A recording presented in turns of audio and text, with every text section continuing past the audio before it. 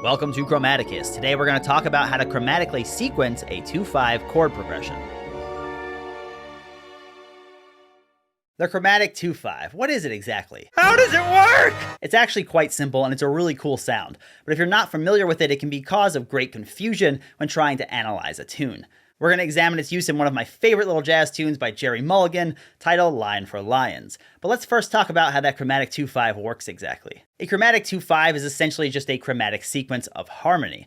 A sequence can be rhythmic, melodic, or in this case harmonic, and it's a transposition of a pattern by a specific interval. Our pattern that we're transposing is the 2/5, and the transposition is down 1/2 step. So let's say it's an E minor 7 and an A dominant 7, which is the 2/5 that comes from the key of D major. If we want to transpose this with chromatically descending motion, you simply take that pattern and you move it down 1/2 step.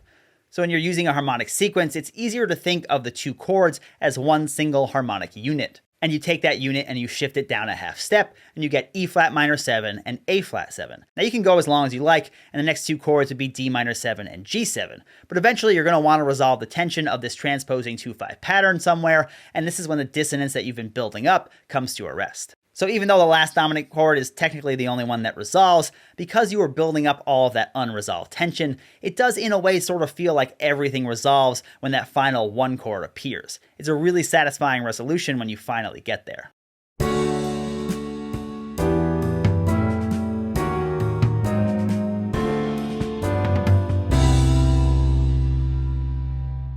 If this was a modulating sequence, meaning you never return to the original key, then you would start off in the first key of D major. The second key, or D flat, is called a passing or a transient modulation, since it's sort of a passing key in between the two others. And then you finally modulate to the one chord of the third key, which can be the new home key if you stay there.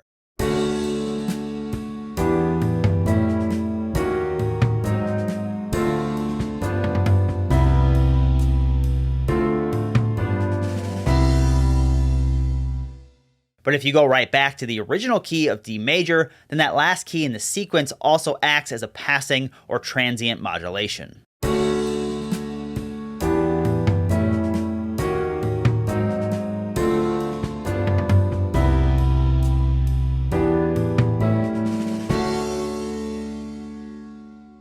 In the case of Lion for Lions, he only uses the pattern once and not for a modulation into a new key. Remember, it's always up to the composer how you use it and where it ultimately takes you. Let's take a listen to the A section and its repeat in the song Lion for Lions.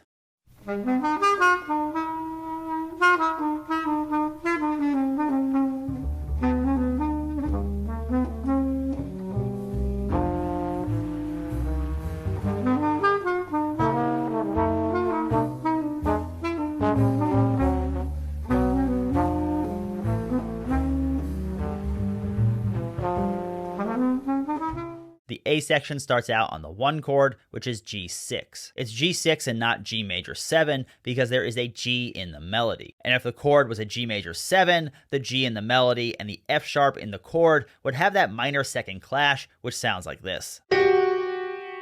So the G6 is used to avoid that clash. It's a very common use of the major 6 chord. Now the 2/5 in question is this C minor 7, F dominant 7 pair in the second bar. On paper, it looks like the F is trying to resolve down a tritone to B minor 7, which is really odd. The root motion is a tritone instead of the expected motion down a perfect fifth. So what's going on here exactly? Oftentimes, at least for me, when I'm confused as to the analysis of a song, I'll jump to the end and I'll work backwards. And I find most of the time that clears up my confusion, so let's do that. The end of the first 8 bars of the A section has a very typical 1-6-2-5 chord progression, with the 6th chord being altered from a minor 7 chord to a dominant 7 chord so that it resolves nicely to the 2 chord. So instead of the diatonic E minor 7, you get an E dominant 7, which is the 5 of the 2 chord, and of course is followed by the 2 chord. And the dominant 5 chord takes us from the repeat back up to the 1 chord in the first bar. And the 2 bars before that is really the same 1-6-2-5 chord progression that we see right here.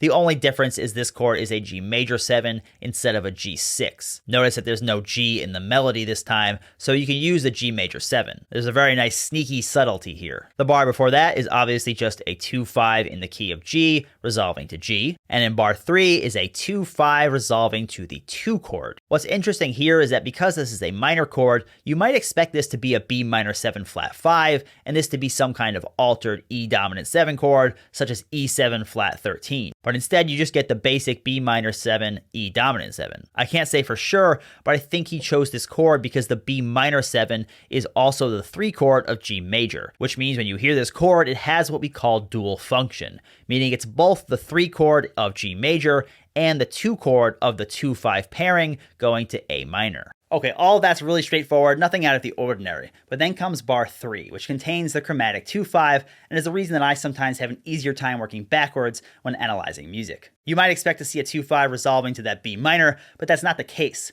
When I first looked at this, I thought, okay, well, it's clearly a 2-5, so it might resolve down a 5th to B flat, or to G minor, or even to E, but it doesn't do any of that. This is the chromatic sequence that I've been talking about. So in this case, you want to think of the 2-5 as one harmonic unit, so to speak. So you take that 2-5 pair and you sequence it down chromatically, meaning by half step. C minor 7 down a half step is B minor 7, and F dominant 7 down a half step is E dominant 7. So the quality of both of the chords, minor 7 chord, dominant 7 chord, remains exactly the same, as does the relationship between the 2 chords, meaning they're both a 2-5 pair, which is why it makes sense to think of them as a harmonic unit. Now, Mulligan only does this sequence once, and the next 5 chord resolves as expected, but again, you can sequence as many times as you like when you're writing your own music. And the G7 flat 9 chord is just the 5 chord of the C minor 7. So that's how the Chromatic II V in Line for Lions works. You can, of course, sequence upwards as well for a different sound and feel, and you can sequence chords at different intervals, such as minor seconds or minor thirds, and so on. You can also reharmonize a tune with a Chromatic II V. If you have a 2-5-1 progression written with the harmonic rhythm of 1 chord per measure, you can speed up the harmonic rhythm of these 2 chords so that they're pushed back to this measure and then add in the Chromatic II V in the previous measure. Now, if you're writing new music, you can obviously do this whenever you feel like it. If you're using it as a reharmonization technique for music that already exists, you just have to make sure that this measure still works with the melody. Just as a fun bonus, what does a chromatic sequence look like in melodic writing? Well, here's one of my favorite examples of that in Edvard Grieg's timeless classic, In the Hall of Mountain King.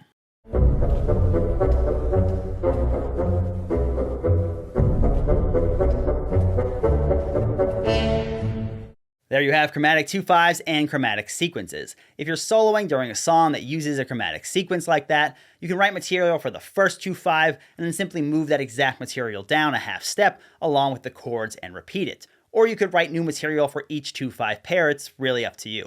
That's going to do it for today. If you enjoyed this episode, please share it with your friends and on your social media accounts and help me spread the word about this channel. Alright, thanks for watching. See you next time.